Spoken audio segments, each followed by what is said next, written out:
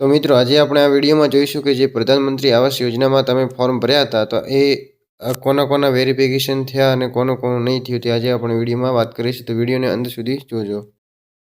તો મિત્રો ગૂગલમાં આવીને સૌથી પહેલાં તમારે અહીંયા સર્ચ બોક્સમાં સર્ચ કરવાનું છે pmig.nic.in. તો તમારી આગળ આવી એક વેબસાઇટ ખોલી જશે. તો તમારે સૌથી ઉપરની આ વેબસાઇટ ઉપર ક્લિક કરવાનું છે.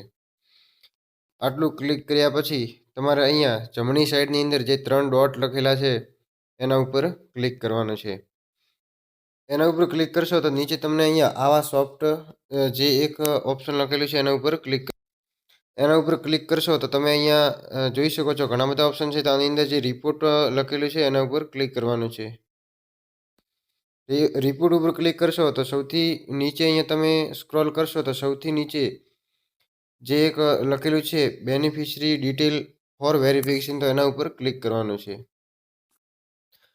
એના ઉપર ક્લિક કરશો તો અહીંયા સૌથી ઉપર તમારે તમારું જે પણ રાજ્ય લાગતું હોય એ અહીંયાથી પસંદ કરી લેવાનું છે. રાજ્ય પસંદ કરશો તો એની નીચે તમારો જિલ્લો જે પણ હોય એ અહીંયાથી પસંદ કરવાનો છે. એના નીચે તમારો તાલુકો જે પણ આવતું હોય એ અહીંયાથી સિલેક્ટ કરવાનો છે.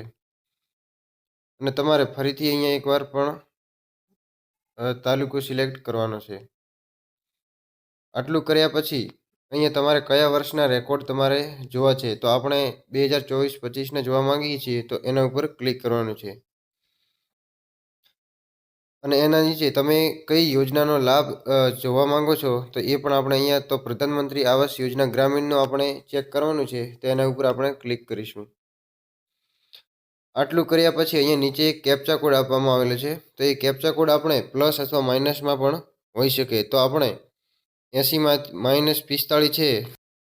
તો મિત્રો આટલું કરી અને તમે ક્લિક કરશો તો નીચે અહીંયા સ્ક્રોલ કરશો તો તમને અહીંયા પૂરેપૂરી ડિટેલ જે બતાવવામાં આવી છે કે તમારા ગામની અંદર કેટલા લોકોને આ યોજનાનો લાભ મળી ગયો છે.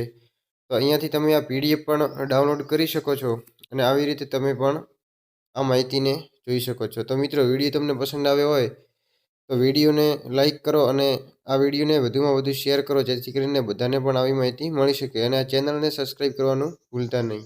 ધન્યવાદ.